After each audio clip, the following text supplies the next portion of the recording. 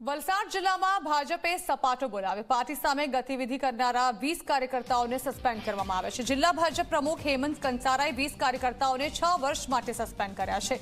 વલસાડના 15, પાળિયા અને ધારમપુરના 2 કાર્યકર્તાઓને 6 વર્ષ માટે સસ્પેન્ડ કરી દેવાયા છે। એક સાથે 20 કાર્યકર્તાઓને ભાજપથી સસ્પેન્ડ કરાતા ખળભળાટ મચી ગયો છે। પાલિકાની ચૂંટણીમાં પાર્ટીની ટિકિટ ન મળતા પાર્ટીના ઉમેદવારો સામે અપક્ષ ઉમેદવારી કરનારા કાર્યકર્તાઓ સામે કડક કાર્યવાહી કરવામાં આવી છે।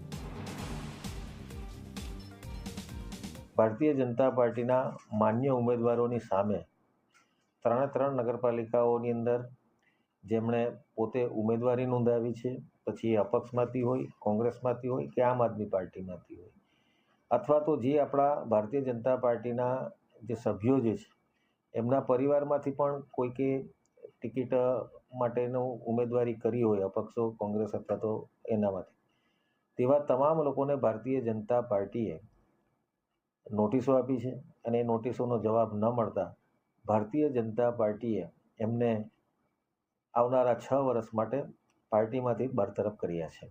એની અંદર વલસાડ નગરપાલિકાની અંદર કુલ 15 જેટલા છે કાર્યકર્તાઓ, પારડી નગરપાલિકાની અંદર 3 છે અને ધરમપુર નગરપાલિકાની અંદર 2 જેટલા કાર્યકર્તાઓ, એમ કુલ 20 જેટલા કાર્યકર્તાઓ સામે શિસ્તભંગની કાર્યવાહી કરવામાં આવી છે।